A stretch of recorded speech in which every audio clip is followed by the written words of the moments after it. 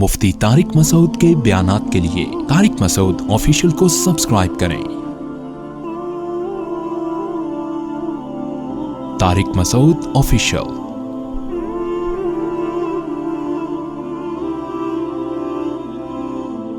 قرآن کہتا ہے وَنَادَى أَصْحَابُ الْأَعْرَافِ رِجَالًا يَعْرِفُونَهُمْ بِسِيمَاهُمْ۔ جنت اور جہنم کے درمیان جو اصحاب اعراف ہوں گے، جن کا میں نے آپ کو پچھلے ایپیسوڈ میں بتایا تھا، پچھلے لیکچر میں بتایا تھا، جن کی نیکیاں برائیاں وزن میں برابر ہوں گی، تو وہ کیا کریں گے؟ پہلے تو انہوں نے اہل جنت کو پکارا تھا، پچھلے رکوع میں تھا، ان پہ سلامتی اور امیدیں ظاہر کی، اللہ ہمیں بھی یہاں لے جائے۔ اور جب جہنمیوں پہ نظر پڑی تو انہوں نے اللہ سے پناہ مانگی، اللہ ہمیں ان لوگوں میں شامل نہ کر دینا۔ تو اب اہل جہنم کو یہ اہل اعراف پکاریں گے، کیا کہیں گے؟ ونادا۔ اچھا دیکھیں، یہ پاس کے صیغے ہیں، نادا ماضی کے، لیکن اس سے مراد فیوچر ہے۔ کیوں فیوچر؟ اس لیے کہ گویا یہ کام ہو چکا ہے، یعنی اتنا یقینی فیوچر ہے کہ گویا یہ ہو چکا ہے۔ یہ ایک بلاغت کا قاعدہ ہے کہ فیوچر کی بات کو پاسٹ کے صیغوں سے بیان کیا جاتا ہے، یعنی اس میں تاکید پیدا کرنے کے لیے۔ اصحاب اعراف پکاریں گے کچھ لوگوں کو، یعرفونہم بسیماہم، جن کو ان کی علامتوں سے پہچانیں گے۔ اب یہ علامتیں یہ بھی ہو سکتی ہیں کہ لوگ اپنے ریلیٹیوز کو پہچان لیں گے، یہ بھی ہو سکتا ہے کہ ان کے چہروں کے نور سے پہچان لیں۔ نبی صلی اللہ علیہ وسلم نے فرمایا، لوگ جو وضو کرتے ہیں تو ان چہروں پہ رونق ہوگی، وضو کے آثار ہوں گے، تو ان کے اعمال کی وجہ سے دیکھنے سے لگ رہے ہوں، یہ اللہ ہی بہتر جانتا ہے۔ یعرفونہم بسیماہم، اور ان کو یہاں تو جہنمی مراد ہیں، تو جہنمیوں کی بدعمالیوں کی وجہ سے یا جہنم کی آگ کی وجہ سے، یا ویسے ہی کوئی لوگ ایک دوسرے کو جو دنیا میں پہچانتے تھے وہی علامتیں دیکھ کے جہنم میں پہچان لیں گے۔ تو یعرفونہم بسیماہم، جن کو ان کی علامتوں سے پہچانتے ہوں گے، تو ان کو کیا کہیں گے؟ ما اغنی عنکم جمعکم، کیا تمہیں فائدہ نہیں پہنچایا، تمہیں غنی نہیں کیا تمہاری جماعت نے؟ دنیا میں تو تمہاری ایک جماعت تھی، تمہاری ایک پارٹی تھی، تمہارا ایک جاہ و جلال تھا۔ وما کنتم تستکبرون، اور جو دنیا میں اپنے آپ کو اتنا بڑا سمجھا کرتے تھے، تو اس بڑا سمجھنے نے آج تمہیں فائدہ نہیں پہنچایا، کیونکہ جو اپنے آپ کو بڑا سمجھتا ہے عام طور پر ہوتا بھی ہے وہ، تو اس کی بڑائی اس کو بچا لیتی ہے بہت سی چیزوں سے۔ تو تم تو دنیا میں بڑی بڑی باتیں کیا کرتے تھے، بڑی عزت تھی تمہاری، آج وہ تمہارے کام نہیں آئی۔ اور تم بڑے سمجھا کرتے تھے، اور جن کو تم حقیر سمجھتے تھے، جنتی، جن کے بارے میں تم یہ کہتے تھے کہ بالفرض اگر آخرت ہوئی بھی تو یہ لوگ اس قابل نہیں ہے کہ اللہ ان پہ رحم کرے۔ بعض مشرکین مکہ اور بہت سے کافر آج بھی دنیا میں ایسے ہیں جو جنت جہنم پر ایمان رکھتے ہیں، لیکن ان کا یہ نظریہ ہے کہ یہ جو لوگ ہیں نا، یہ جو اہل اسلام ہیں اور نماز اور داڑھی اور پردے والی عورتیں، یہ آخرت میں اللہ یہ چیزیں نہیں پوچھے گا، یعنی اگر آخرت ہوئی بھی اور خدا رحم بھی کرے گا تو جو دنیا میں کرائٹیریا ہے وہی آخرت میں بھی ہے۔ خاص طور پہ یہ تکبر پڑھے لکھے لوگوں میں زیادہ ہوتا ہے، جو لوگ ایجوکیٹڈ ہوتے ہیں نا، پڑھے لکھے ہوتے ہیں، کوئی ڈگری ان کے پاس آ جاتی ہے، تو وہ اس خوش فہمی کے اندر مبتلا ہو جاتے ہیں کہ جو ٹھیلے والے، رکشے والے، موچی، یہ اس قابل نہیں ہے کہ ان کو آخرت میں بھی اللہ نوازے، یعنی دنیا میں جس کو بڑا سمجھا جاتا ہے آخرت میں بھی وہی ہوگا۔ تو ایک کبر ہوتا ہے، ان کی طرف حقارت سے دیکھتے ہیں کہ بھئی یہ کوئی کامیابی کا معیار یہ لوگ تھوڑی ہیں۔ آپ نے دیکھا ہوگا بہت سے ایجوکیٹڈ لوگ، یا کوئی ڈگری مل جائے یا کوئی زیادہ عزت معاشرے میں مل جائے، تو یہ جھاڑو لگانے والے اور جمعدار اور یہ موچی اور ٹماٹر بیچنے والے، ان کو سمجھتے ہیں حقیر لوگ ہیں، جبکہ حدیث میں آتا ہے کہ جنت میں غریب لوگ مالداروں سے زیادہ ہوں گے اور جہنم میں مالدار غریبوں سے زیادہ ہوں گے۔ یہ صحیح حدیث ہیں اس بارے میں۔ تو جن کو آپ دنیا میں حقیر سمجھا کرتے تھے، جنت میں ان کی مقدار زیادہ ہوگی، اور جن کو آپ دنیا میں بڑا سمجھا کرتے تھے، جہنم میں وہ زیادہ ہوں گے۔ تو قرآن کہتا ہے اہؤلاء الذین اقسمتم، کہ اعراف جو ہیں، اصحاب اعراف، وہ جہنمیوں سے کہیں گے، جنتیوں کی طرف اشارہ کر کے، کہ یہ ہیں وہ لوگ جن کے بارے میں تم یہ قسمیں کھایا کرتے تھے کہ اللہ ان کو رحم کرے گا ہی نہیں، یعنی یہ ایسے پسماندہ لوگ ہیں کہ آخرت میں بھی اگر آخرت قائم ہو بھی گئی تو ان کو کچھ نہیں ملنے والا۔ تو یعنی تم کتنے بڑے بے وقوف تھے۔ تو اس سے اصل میں وہ یہ بتانا چاہ رہے ہیں کہ تم نے کامیابی اور ناکامی، عزت اور ذلت کا جو معیار گڑھا ہوا تھا نا، وہ تمہارا خود ساختہ معیار تھا، وہ حقیقی معیار نہیں تھا۔ تو یہ بہت اہم آیت ہے ہمیں اپنے آپ کو پرکھنے کے لیے۔ آج ہم نے بھی عزت اور ذلت کا جو معیار بنایا ہوا ہے نا، وہ دولت ہے، وہ شہرت ہے، وہ سامنے والے کا لباس، وضاقتہ، اس کا گریڈ، عمل کو ہم بھی فوکس نہیں کر رہے ہیں۔ تو یہ بہت اہم آیت ہے۔ اس آیت میں اس نظریے کی نفی کی گئی ہے کہ اللہ کی نظر میں عزت اور ذلت، جنت اور جہنم کا معیار آپ کے اعمال ہیں، وہ آپ کی دنیاوی وجاہت نہیں ہے۔ یہی تو دھوکہ فرعون کو ہوا تھا، موسیٰ علیہ السلام کو طعنے دیا کرتا تھا، ام انا خیر من ھذا الذی ھو مہین، لوگوں سے خطاب کرتا کہ میرے پاس باغات ہیں، نہریں ہیں، مصر کی حکومت ہے، میرا سکہ چلتا ہے، میرا آرڈر چلتا ہے، میں بہتر ہوں یا یہ مسکین جو کمزور ہے، مہین ہے، ایک غلام قوم میں پیدا ہوا اور اس کے پاس سونے کے کنگن نہیں ہیں، میرے محل میں پلا ہے، صندوق سے میں نے نکالا تھا اس کو۔ تو یہ تکبر جو ہے نا، یہ غلط فہمی آج بھی بہت سارے لوگوں میں۔ تو اللہ فرماتے ہیں وہ اصحاب اعراف ان جہنمیوں سے کہیں گے ان کے بارے میں تم کہا کرتے تھے۔ جب یہ مکالمہ ہوگا تو اللہ تعالیٰ پھر اصحاب اعراف کو کہیں گے ادخلوا الجنہ، تم بھی جنت میں داخل ہو جاؤ، لا خوف علیکم ولا انتم تحزنون، جیسے جنت میں کسی پر کوئی خوف اور غم نہیں ہوتا، تم پہ بھی کوئی خوف اور غم نہیں ہوگا، کیونکہ اس وقت ان کو یہ خوف تھا کہ ہماری نیکیاں بدیاں برابر ہیں، ایک طرف جہنم ایک طرف جنت، ایسا نہ ہو کہ اللہ ہمیں یہ کہے کہ چونکہ جنت کے اعمال تم نے نیکیوں کا پلڑا بھاری نہیں ہے اس لیے تمہارے لیے جہنم کا فیصلہ ہوگا۔ تو وہ ڈرے ہوئے تھے اس بات سے، لیکن اللہ ان کے اس خوف کو دور کر دے گا، کیونکہ حدیث میں آتا ہے کہ اللہ کی رحمت ہمیشہ اللہ کے غضب پہ غالب رہے گی، تو اللہ اپنی رحمت سے ان کو جنت میں داخل کرے گا۔ وَنَادَا أَصْحَابُ النَّارِ أَصْحَابَ الْجَنَّةِ، جب یہ جنتی سارے جنت میں اور جہنمی جہنم میں چلے جائیں گے تو جہنم کے لوگ پھر جنتیوں کو پکاریں گے۔ پہلے جنتیوں نے پکارا تھا، کیا کہا تھا کہ ہم سے جو ہمارے رب نے وعدہ کیا وہ ہم نے پورا پایا، بتاؤ تم سے تمہارے رب نے جو وعدہ کیا تھا وہ پورا پایا کہ نہیں پایا؟ جہنمی کہیں گے بالکل۔ تو اب جہنمی جنتیوں سے کہیں گے افیضوا علینا من الماء، من تبعیض کے لیے بھی آتا ہے، ہم پر تھوڑا سا پانی برسا دو، جنت کا تھوڑا سا پانی ہمیں دے دو، او مما رزقکم اللہ، یا جو رزق اللہ نے تمہیں دیا ہے اس میں سے کچھ، یہاں بھی تبعیض یعنی کچھ حصہ ہمیں چاہیے اس میں سے۔ قالوا، تو جنتی کہیں گے ان اللہ نے حرمہما، ان دونوں چیزوں کو حرام کر دیا ہے، علی الکافرین، انکار کرنے والوں پر۔ جو جنت اور جہنم کے منکر تھے نا، یقین ہی نہیں تھا، آیتیں پڑھ پڑھ کے سنائی جاتی تھیں، بتایا جاتا تھا، اس کو مذاق سمجھتے تھے، آج ان لوگوں کو اللہ نے حرام کر دیا ہے، ہمارے اختیار میں نہیں ہے۔ الذین اتخذوا دینہم لہوا ولعبا، اب آگے اللہ کا کلام شروع ہو رہا ہے، یہ وہ کافر ہیں جنہوں نے اپنے دین کو کھیل تماشا بنا لیا تھا۔ کیا مطلب؟ یہ سمجھتے تھے کہ دنیا میں ہم آئے ہیں، کوئی مقصد نہیں ہے، بس انٹرٹینمنٹ۔ دیکھیں نا آج غیر مسلموں کا کیا ہے، وہ یعنی ان کے لائف اسٹائل دیکھ لیں آپ، سوائے لذت لذت لذت، انٹرٹینمنٹ بھی لذت کے لیے، تو سوائے زبان کی لذت، شرمگاہ کی لذت، پیٹ کی لذت، ان لذتوں کے علاوہ دنیا کا کوئی مقصد ہی نہیں ہے۔ پوری کائنات اللہ نے انسان کے لیے بنائی، اور انسان کو مزے اڑانے کے لیے بنایا ہو، یہ بات عقل سے بالاتر ہے۔ تو قرآن کہہ رہے یہ وہ لوگ تھے جنہوں نے اپنے دین کو کھیل تماشا بنا لیا تھا، ان کا مذہب ہی کھیل تماشا تھا۔ میں تو جب یہ آیت سنتا ہوں تو میں جو لوگ بین الاقوامی سطح پہ کھیلتے ہیں نا، میں اس کے حلال حرام ہونے کا فتویٰ نہیں دے رہا، وہ آپ دیگر علماء سے رابطہ کریں، لیکن مجھے ایسا لگتا ہے کہ کھیل کو پروفیشن بنا لینا یہ بھی بڑا خطرناک ہے۔ ڈر یہ لگتا ہے کہ کہیں یہ لوگ بھی اس آیت کا مصداق نہ ہو۔ کھیل کی حد تک رکھنا چاہیے، آپ مفید کاموں میں اپنے ٹائم کو صرف کرتے ہیں، آخرت بنانے کے لیے، کمانا بھی فرض ہے، اس کا بھی آخرت سے تعلق ہے، ان چیزوں کے لیے جب آپ تھک جاتے ہیں تو آپ فریش ہونے کے لیے کھیلتے بھی ہیں۔ ظاہر ہے جسمانی ایکٹیویٹیز ضروری ہیں، کھیل کود، اس سے جسم صحت مند رہتا ہے، ذہن فریش رہتا ہے، لیکن آپ تھک ہی کھیل میں رہے ہیں۔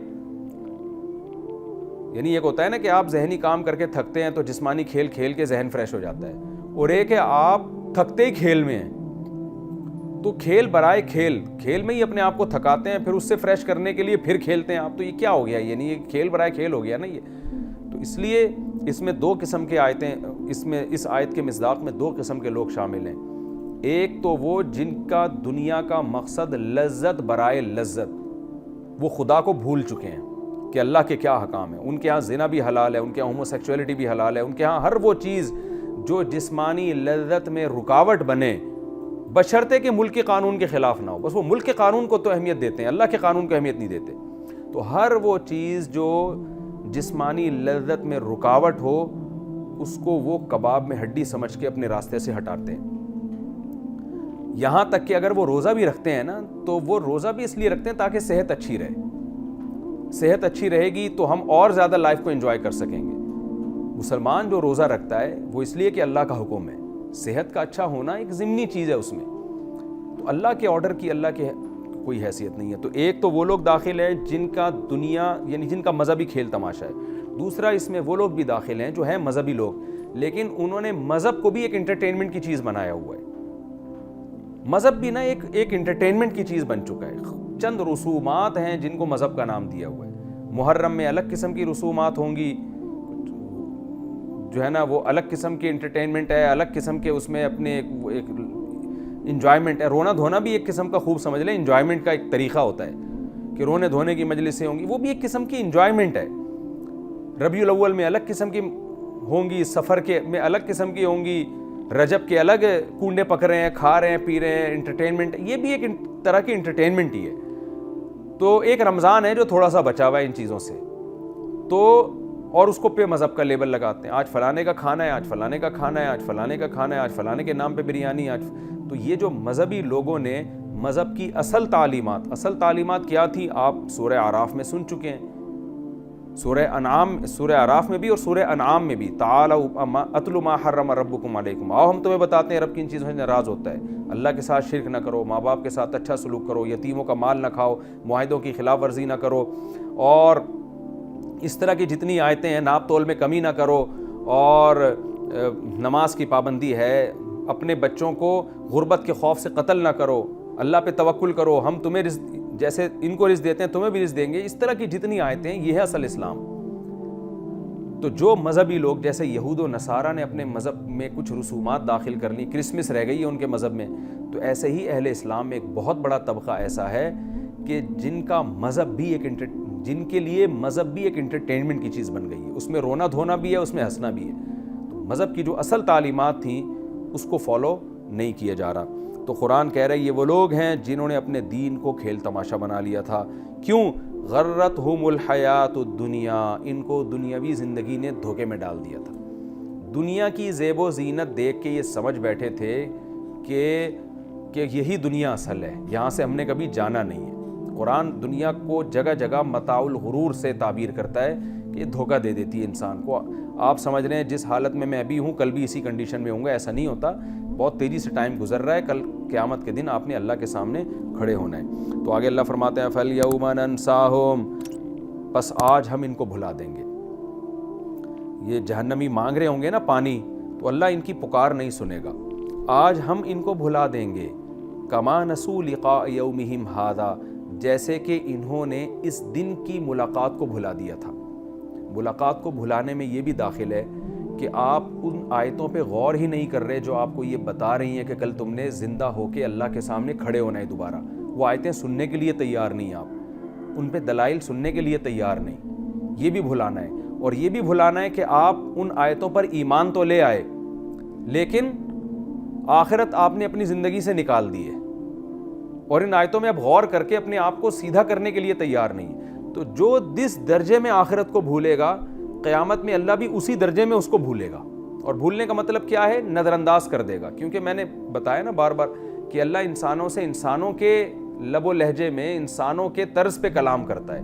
تو ہم جب کسی کو اگنور کرتے ہیں تو ہم اس کے لیے بھولنے کا لفظ استعمال کرتے ہیں. بھائی تم تو مجھے بھول ہی گئے ہو، تو ضروری نہیں ہوتا کہ وہ آپ کو بھولا ہو. ہم جب کسی کو رخصت کر رہے ہوتے ہیں تو کہتے ہیں نا تم جہاں بھی ہو میں تمہیں یاد رکھوں گا، تو مطلب میں تمہارا خیال رکھوں گا. تو یہاں بھی اللہ فرماتے ہیں ہم بھی ان کو بھول جائیں گے جیسے کہ یہ لوگ اس آخرت کو بھول گئے تھے. ابھی اولمپکس کے کھیل ہو رہے ہیں، آپ دیکھیں سارا دن کھیل میں لگے رہیں گے، پھر انعامات جیتیں گے، ٹرافیاں جیتیں گے. کون آسمان سے بارشیں برسا رہا ہے؟ کون ماں کے پیٹ میں ایک چھوٹے سے 1.5 ملین جرثوموں میں سے ایک جرثومے کو سلیکٹ کر کے اس کو انسان بناتا ہے، اس کے ناک کان دل دماغ جگر بناتا ہے، دنیا میں آ کے ماں کی چھاتیوں میں دودھ پیدا کرتا ہے، کیسے طرح طرح کے نباتات پیدا کرتا ہے، پھر اس نے مرد کے لیے عورت کو بنایا، عورت کے لیے مرد کو بنایا، لتسکنوا الیہا تاکہ سکون حاصل۔ یہ پوری لائف دینے والا کون ہے؟ کون سوکھا چارہ جانوروں کو کھلا کے اس کے تھنوں سے ایسا چکنا گاڑا دودھ نکال رہا ہے؟ یہ نیچر یہ کام نہیں کر سکتی۔ غیر مسلم، میں بہت افسوس کے ساتھ کہنا پڑتا ہے، میں جب غیر مسلموں کی ڈاکومنٹریز دیکھتا ہوں نا، ہندوؤں نے بنائی ہو جنگلوں کی، ایسی خدا کے قدرت کے دلائل اس میں ہوتے ہیں، لیکن کسی ایک نے بھی گاڈ کا یا اللہ کا نام نہیں لیا ہوتا کہ ماشاء اللہ سبحان اللہ یا کیا زبردست خدا ہے۔ لیکن عربوں کی یا مسلمانوں کی ڈاکومنٹریز جب آپ دیکھتے ہیں تو نیچے سب نے کمنٹس کیے ہوتے ہیں کہ یار کیسی اللہ کی قدرت ہے، ایسی قدرت انسان کو دیکھنے کو ملتی ہے کہ انسان اپنی آنکھوں پہ ضبط نہیں کر سکتا۔ تو جو کائنات خدا کا اتنا زبردست تعارف کروا رہی ہے، اسی کائنات میں پڑھ کے خدا کو بھول رہے ہیں لوگ۔ تو قرآن کہہ رہے ہیں آج ہم ان کو بھلا دیں گے جیسے کہ انہوں نے اس دن کی ملاقات کو بھلا دیا، وما کانوا بآیاتنا یجحدون، اور جیسے کہ یہ لوگ ہماری آیتوں کا انکار کیا کرتے تھے، گویا آج ہم بھی انکار کر دیں گے، ہم جانتے ہی نہیں ان کو کون ہے۔ یعنی یہ تشبیہات ہیں۔ آگے اللہ تعالیٰ فرماتے ہیں وَلَقَدْ جِئْنَاهُمْ بِكِتَابٍ، تحقیق ہم ان کے پاس ایک کتاب لا چکے ہیں، یہی کتاب جو ہم پڑھ رہے ہیں، فَصَّلْنَاهُ، جس کو ہم نے کھول کھول کے بیان کر دیا۔ آپ بتائیے اس سے زیادہ کیا کسی چیز کو ڈیفائن کیا جائے گا؟ اللہ نے صرف یہ نہیں کہا کہ جنت جہنم ہوگی، جنت اور جہنمیوں کے آپس کے مکالمے، ان کی باتیں، کیسے وہ پانی کو ترسیں گے اور کیسے اللہ ان کو بھولے گا۔ قرآن کہہ رہا ہے تحقیق ہم ایک کتاب لا چکے ہیں جو علم کی بیس پر، یعنی اللہ کی نالج اور اللہ کے علم کی بیس پر ہم اس کو کھول کھول کے بیان کر رہے ہیں۔ ہدن، اس میں گائیڈنس ہے، ہدایت ہے، تمہیں بتا رہی ہے صحیح کیا ہے غلط کیا ہے، ورحمتاً، اور رحمت بھی ہے، عمل کرو گے فائدہ اٹھاؤ گے، لقوم یؤمنون، ان لوگوں کے لیے جو ایمان لانا چاہتے ہیں، جو چاہتے ہیں کہ ہمیں صحیح بات ملے تو ہم اس پہ یقین کر لیں گے، تو ان لوگوں کے لیے یہ کتاب ایسی ہے کہ جب پڑھیں گے تو ان کو یقین آ جائے گا، اور پھر ان کو اس سے گائیڈنس ملے گی تو ان کے لیے یہ کتاب رحمت بن جائے گی۔ اور جو چاہتے ہی نہیں ہیں، جن کا یہ نظریہ ہے کہ ہمیں اس سے غرض ہی نہیں ہے کہ صحیح کیا اور غلط کیا، ہمیں تو اپنی دنیا کی لائف کو انجوائے کرنا ہے، ان کے لیے یہ کتاب رحمت نہیں ہے۔ هل ينظرون الا تاویلا، کچھ بدبخت ایسے بھی ہیں جو رزلٹ کا انتظار کر رہے ہیں۔ بھئی قرآن جو باتیں کر رہا ہے جنت جہنم کی اور یہ ہوگا وہ ہوگا، وہ ہمیں دکھا دو۔ تعویل کا میں نے مفہوم بیان کیا تھا نا ترجمے میں، کہ اس کا انجام دکھاؤ ہمیں کیا ہوگا۔ تو اللہ فرماتے ہیں جس دن انجام آئے گا نا، تو اس دن جب انجام اپنی آنکھوں سے دیکھ لو گے تو پھر ایمان مقبول نہیں ہوگا، پھر کوئی فائدہ نہیں ہوگا ایمان کا۔ یوم یاتی تاویلہ، جس دن اس کا انجام دیکھو گے اپنی آنکھوں سے تو پھر ایسا نہیں ہوگا کہ تم ایمان لاؤ گے اور پھر ہم تمہارے ایمان کو قبول کر لیں گے۔ انجام جب آئے گا نا تو پھر یہ ہوگا جو تم یہ باتیں کہو گے تم۔ یقول الذین نسوہ، وہ لوگ کہیں گے جو اس کے انجام کو یا اس قرآن کو بھول چکے تھے، من قبل، اس سے پہلے، کیا کہیں گے؟ افسوس کا اظہار کریں گے۔ یہ نہیں کہیں گے کہ ہاں جی اب ہم نے اپنی آنکھوں سے دیکھ لیا، ہم بڑے خوش ہیں، ہم ایمان لے آئے، اب ہمیں جنت میں بھیجا جائے۔ چیخیں گے، پکاریں گے، کیا کہیں گے؟ قد جاءت رسول ربنا بالحق، ہمارے پاس ہمارے رب کے پیغمبر حق کے ساتھ آئے تھے، واقعی صحیح باتیں کر کے گئے تھے، وہ آج ہم اپنی آنکھوں سے دیکھ رہے ہیں۔ فہل لنا من شفعاء، ہمارے پاس تو ایسا عمل نہیں ہے کہ بخشش ہو جائے، کیا کوئی ہمارے سفارشی ہیں؟